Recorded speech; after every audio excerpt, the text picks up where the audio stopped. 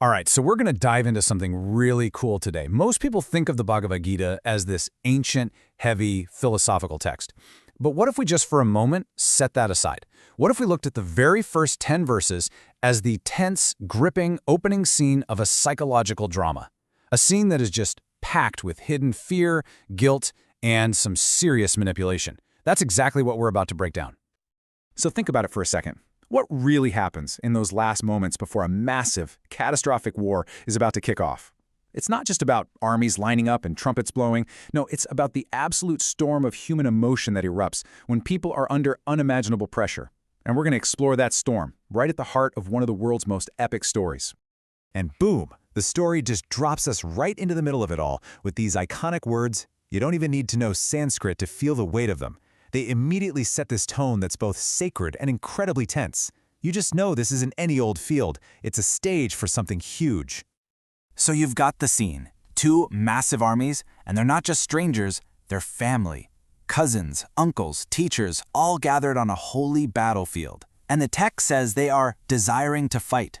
The stakes just could not be any higher. And from this big, wide shot, the story immediately zooms in on our first character.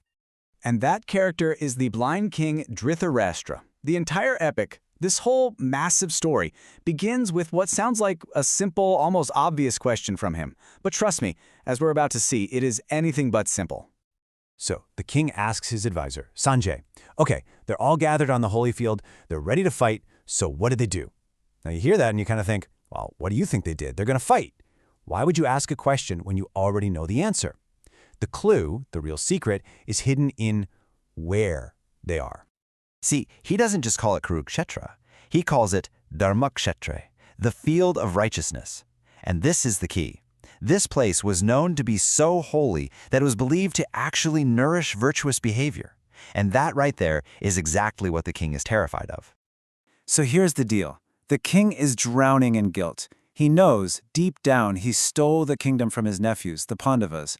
So his great fear is that the sacred vibe of the battlefield might influence his own sons. Maybe they'll have a change of heart, maybe they'll try to make peace. He is desperately looking for Sanjay to tell him, don't worry, the war, the unjust war that you started, is definitely going to happen. It's a question born from pure, deep-seated anxiety, not curiosity. Okay, now let's shift focus to the battlefield itself and watch this tension build with the king's son, Prince Duryodhana. While his dad is worrying from miles away, Duryodhana is on the front lines, and he's about to have his confidence completely shattered. So Sanjay reports that the second Duryodhana lays eyes on the Pandava army all lined up in their military formation, he's just stunned. He had totally, completely underestimated them.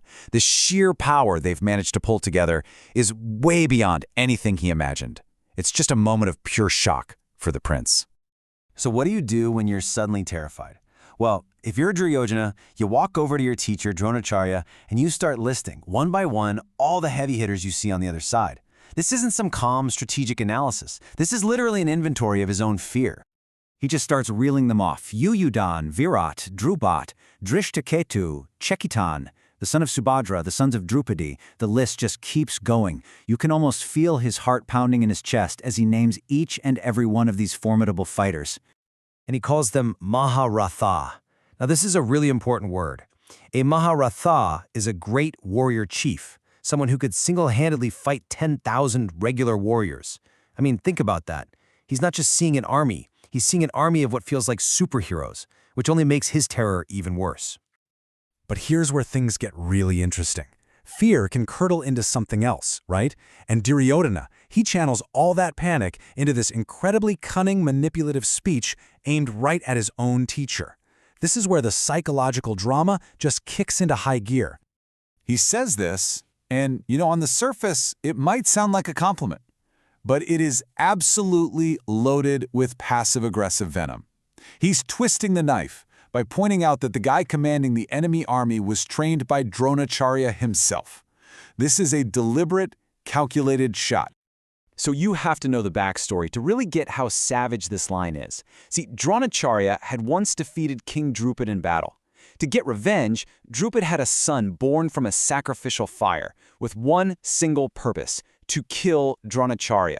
And guess what? That son is now leading the enemy army. So Duryodhana is bringing all this up to basically warn his teacher, hey, don't you dare go soft on your old student out there. And he's not done. He then calls Dronacharya the best of Brahmins. It's another dig, another veiled insult. He's basically implying that Dronacharya has just been a scholar, getting soft, enjoying the good food and palace life, and that now he better prove he's still got what it takes to be a warrior. It's just a masterclass in manipulation. Okay, so after trying to manipulate his teacher, Duryodhana's psychology flips a switch again. Now he's got to pump himself up. He pivots from insults to this desperate boast. It's a classic case of overcompensating for pure terror. He starts comparing the two armies, basically giving himself a pep talk. He says, their army? Commanded by Bhim, who I can't stand. Their strength is limited. But our army, he says, is commanded by the nearly invincible grandsire Bhishma. Our strength is unlimited. It's just pure wishful thinking, a desperate attempt to convince himself that he's got this. And here's the full quote, his big self-aggrandizing statement. It's a moment of just pure arrogance, born entirely from fear, and it is just dripping with what commentators call a tragic irony of fate. Because let's be real, this isn't confidence we're seeing. This is vainglory. It's that desperate boasting that people do when they are absolutely terrified of the disaster that is staring them right in the face. And there's this incredible proverb that just nails the moment perfectly.